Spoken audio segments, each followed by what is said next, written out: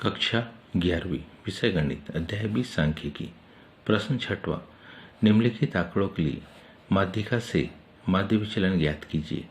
अंक से कम छात्र संख्या 80 से कम अंक आने वाले छात्रों की संख्या 100, 70 से कम अंक 90, 60 से कम अंक 80, 50 से कम अंक 60, 40 से कम अंक 32, 30 से कम अंक 20, 20 से कम अंक 13, 10 से कम अंक 5। इसी को हम कुछ इस प्रकार से लिख लेते हैं। इसको सारणी में ज्यों कहते हैं एज इट इज भी लिखा जा सकता है। जैसे यहाँ लिखे अपन ने अंक कितने 80, 80 से कम अंक आने वाले छात्रों की संख्या कितनी थी, वो थी 100। 70 से कम अंक आने वाले छात्रों की संख्या 90। 60 से कम अंक आने वाले छात्रों की संख्या 80।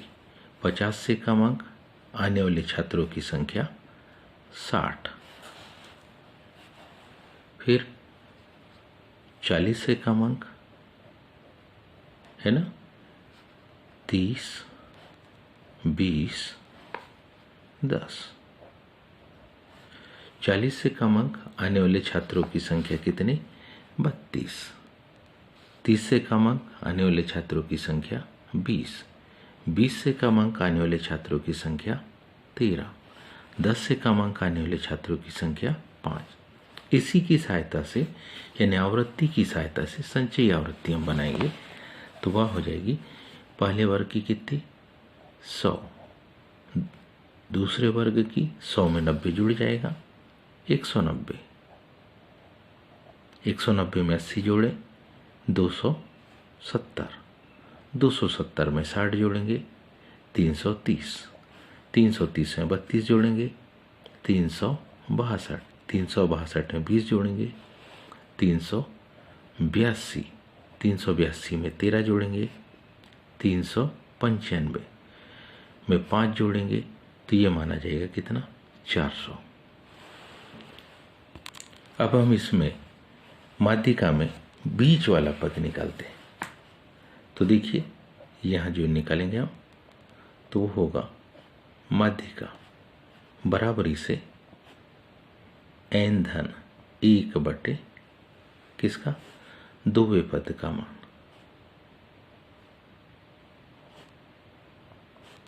दोवें पद का क्या निकल रहे हैं मान निकल रहे हैं। तो हमारे पास में n टोटल नंबर कितने हैं 400 धन 1 बटे क्या 2।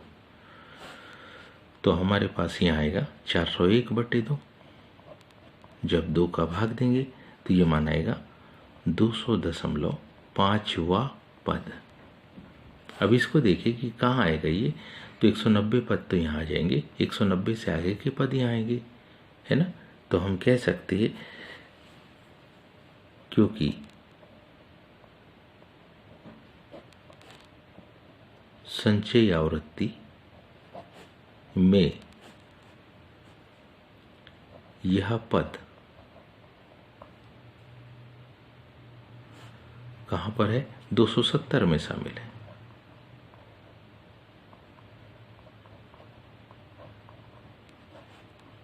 दो 270 में क्या है शामिल है और इस संख्या के सामने का पद,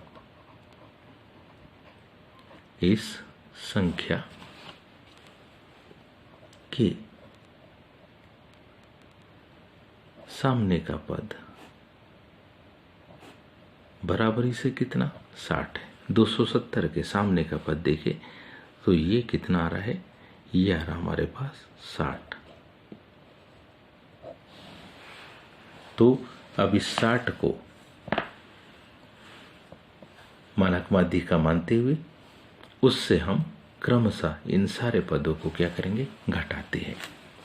तो ध्यान से देखिए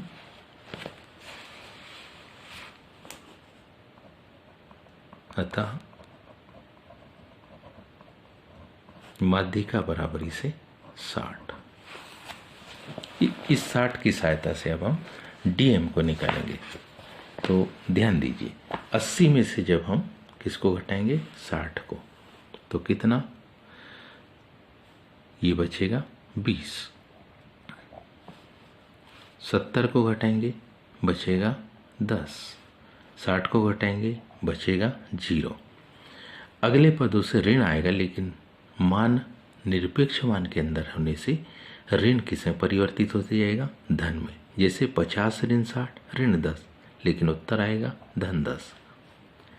40 20, 30 30, 20 40, 10 50।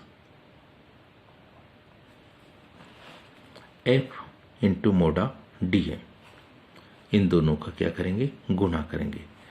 तो 20 गुणित 100 ये माना जाएगा 2000। 90 गुणित 10 ये मान होगा 900। 80 गुणित 0 ये मान होगा 0। 60 गुणित 10 600। 32 गुणित 20 640। 20 गुणित 30 ये मान होगा 600। 40 गुणित 13 14 13 चौक 52। 5 गुणित 50 ये मान होगा 250। यहाँ हम summation F mode of DM की वैल्यू लिखेंगे। तो ये वैल्यू इन सबको जोड़ने से मिली कितनी? 5510 के बराबर। यहाँ टोटल आवृत्ति लिखेंगे।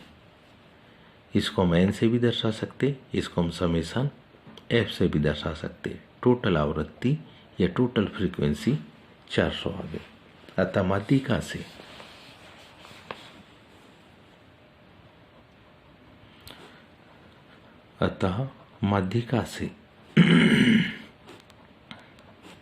माध्य विचलन, अतः माध्यिका से क्या? माध्य विचलन बराबरी से summation F mode of DM बटे समेसन F बराबरी से 5510 बटे 400 बराबरी से 13.78। उम्मीद है आप सबको ये समझ में आया होगा। आज के लिए इतना ही। शेष कल। धन्यवाद।